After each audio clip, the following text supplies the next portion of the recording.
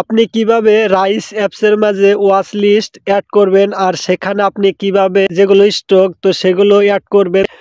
তো বন্ধুরা প্রথমে কি করতে হবে যে আপনি ওয়াচ লিস্ট অ্যাড করার জন্য আপনি কি করবেন, সিম্পলি আপনার যেটা রাইস অ্যাপস তো সেই রাইস অ্যাপসের মাঝে আপনি কি করবেন চলে আসবেন। তো চলে আসার পর বন্ধুরা আপনার এখানে দেখতেই পারবেন, তো আপনার নিচে কি করবেন একটু লক্ষ্য করে আপনি দেখতে পারবেন যে এখানে 5টা অপশন আছে, ঠিক আছে। তো এখানে আপনি ওয়াচ লিস্ট একটি অপশন আছে, তো 2 নম্বর অপশন, তো এটার মাঝে আপনি ক্লিক করে দিবেন, ঠিক আছে।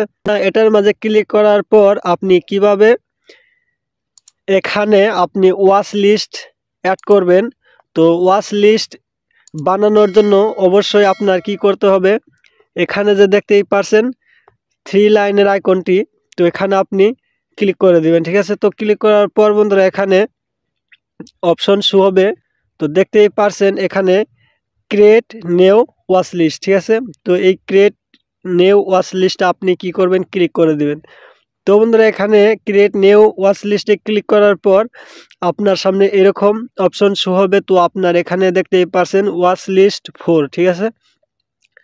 তো আপনি যেই নামে ওয়াচ লিস্টটি বানাবার চান তো সেই নামটি এখানে লিখে দিবেন। ধরে নিলাম আমি এখানে ওয়াচ লিস্ট 4, মানে আমি এখানে ওয়াচ লিস্ট 4 লিখেই আমি এখানে ক্রিয়েট করব, ঠিক আছে। তো আপনি চাইলে এখান থেকে আপনার নামগুলো পরিবর্তন করতে পারবেন। তো আপনি যে নামে আপনি স্টক ওয়াচ লিস্ট তৈরি করতে চান সেই নামে তৈরি করতে পারবেন, ঠিক আছে।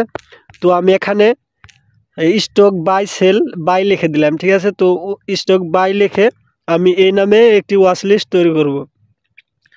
তো বন্ধুরা তারপর এখানে আপনি লিখে দেওয়ার পর এখানে নিচে যে দেখতেই পারছেন ক্রিয়েট অপশন, তো এই ক্রিয়েট অপশনে আপনি কি করবেন, ক্লিক করে দিবেন। তো ক্রিয়েট অপশনে ক্লিক করার পর watch list stock by created successfully, ঠিক আছে। তো আপনার যেটা ওয়াচ লিস্ট তো সেটা কিন্তু এখানে সাকসেসফুল হয়ে গেছে। তো এখানে দেখতেই পারছেন আপনি ওয়াচ লিস্টে ক্লিক করার পর এখানে আপনি দেখতেই পারবেন যে আপনার ওয়াচ লিস্টটি এখানে দেখতেই পারবেন স্টক বাই লেখা আমার যেটা ওয়াচ লিস্ট তৈরি করলাম, ঠিক আছে। তো সেই ওয়াচ লিস্টে ক্লিক করে দিলাম। তো এখানে আপনি এখন স্টক কিভাবে অ্যাড করবেন, ঠিক আছে। তো অ্যাড স্ক্রাইব লেখা আছে, তো এখানে আপনি সিম্পলি ক্লিক করে দেবেন। তো এখানে আপনি ক্লিক করে দেওয়ার পর আপনার যেটা স্টক তো এখানে আপনি উপরে সার্চ করতে পারেন। তো এখান থেকে আপনি কি করবেন, আপনার স্টকটি এখান থেকে সিলেক্ট করে নিয়ে নেবেন। তো এখানে দেখতেই পারবেন, তো এখানে আমি আমার স্টকটি এখানে লিখে দিলাম। তো লিখে দেওয়ার পর এখানে আপনার স্টকটা আপনি যখনই সার্চ করে দিবেন তো এখানে সার্চ অপশনে আপনার স্টকটি শো হয়ে যাবে, ঠিক আছে। তো শো হয়ে যাওয়ার পর আপনি এই ডাইন সাইডে দেখতেই পারবেন এখানে একটি প্লাস আইকন আছে। তো সেই প্লাস আইকনে আপনি ক্লিক করে দেওয়ার সাথে সাথে কিন্তু আপনার স্টকটি আপনার সেই ওয়াচ লিস্টে অ্যাড হয়ে যাবে। তো বন্ধুরা এখানে দেখতেই পারছেন আমার এই ওয়াচ লিস্টে কিন্তু এই স্টকটি অ্যাড হয়ে গেছে।